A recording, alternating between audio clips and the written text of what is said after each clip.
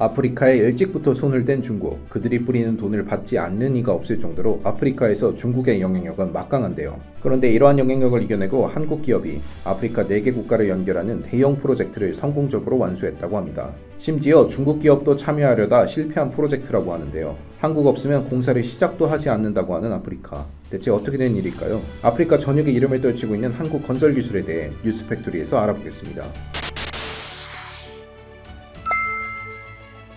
차이나프리카, 중국이 아프리카에 공격적인 투자를 감행하는 것을 본 이들이 붙인 별명입니다. 아프리카의 가치를 알아본 중국은 2000년대부터 엄청난 돈을 뿌리며 아프리카에 자신들의 영향력을 넓혔습니다. 이는 자신들이 추진한 1대1로 정책과 밀접한 연관이 있는데요. 동남아시아, 중동은 물론이고 아프리카와 유럽까지 있는 거대한 하나의 길을 만들어 중국의 영향력을 넓히겠다는 뜻입니다. 낙후된 지역에 중국이 투자를 감행하고 이를 바탕으로 중국 물건을 빠르게 수입이 가능하도록 선진적인 인프라 구축을 하겠다는 뜻으로 해석되기도 하는데요. 이 정책은 매우 성공적으로 성과를 거두었습니다. 특히 아프리카 국가들 스스로 낙후된 인프라를 고칠 여력이 없기 때문에 중국의 달콤한 돈은 뿌리칠 수 없는 유혹이었습니다. 도로를 비롯한 댐, 항공의 이름을 자세히 살펴보면 중국 건설사의 입김이 들어가지 않은 곳을 찾아보기 어려울 만큼 중국은 넓은 지역에 걸쳐 인프라를 제공하고 있습니다. 중국의 리커창 총리는 아프리카 나라들을 순방하며 고속철도 사업을 홍보하며 각 국가에 중국 철도의 기술력을 홍보했습니다. 덕분에 동부아프리카 6개국을 연결하는 초대형 철도 사업을 수주했습니다. 에티오피아도 중국의 영향력을 벗어나지 못했는데요. 에티오피아 도로의 70%를 중국 기업이 짓고 있는다고 할 정도로 중국에 대한 에티오피아 정부의 의존도가 심각하게 높은 상황입니다.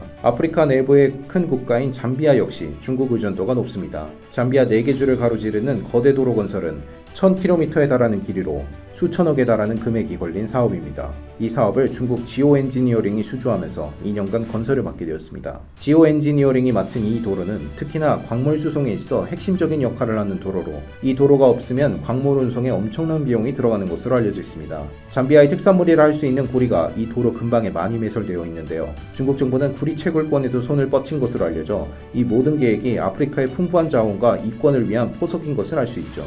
아프리카의 비교적 잘 사는 국가부터 못 사는 국가에 이르기까지 중국은 꾸준하게 돈을 부으면서 고위 관료와 연을 닿았고 건설에 있어 막대한 영향력을 가졌다고 해도 과언이 아닙니다. 그런데 이러한 중국의 입김을 한국이 단 한 방에 날려버린 일이 일어났습니다. 아프리카의 거대한 강인 잠베지강, 그 강을 둘러싼 4개의 아프리카 국가들에겐 40년의 수건이 있었습니다. 4개 국가가 마주하는 카중굴라 지역에 대교를 건설하는 일이죠. 과거 폭이 1km에 달하는 잠베지강을 건너 물건을 전달하려면 무조건 배를 이용해 전달하는 수밖에 없었습니다. 그리고 각 국가의 접경 지역이기 때문에 배에 실은 물건이 목적지에 도착하려면 아무리 못해도 2주라는 시간이 걸렸습니다. 그렇기에 이 지역에는 항상 사람들이 붐비는 곳이었고 물류에 있어 가장 큰 장애물인 장소였습니다. 잠베지강을 건너는 대형 다리만 있다면 깔끔하게 해결될 문제였죠. 문제는 아프리카 국가들이 다리를 지을 기술도 없었을 뿐더러 각 지역에 걸쳐 있는 카중굴라 지역에 누가 돈을 낼지도 합의가 되지 않아 오랜 세월 지지부진한 다툼만이 이어왔습니다. 결국 각 나라들 사이에 극적인 합의가 이어졌고 대교를 건설할 기업들을 대상으로 건설 공고문을 보냈습니다. 다리 건설로는 알아주는 기업들이 자리에 모였습니다. 원래는 일본 기업이 이 공사 프로젝트를 맡아 진행하려 했지만 중국이 참여하면서 흐름이 이상하게 돌아갔습니다. 결국 경쟁 입찰로 전환되면서 한국도 건설 사업에 참여해 한중의 삼국지 형국이 되었는데요. 이 대결에서 한국이 최종 승리를 거머쥐게 됩니다.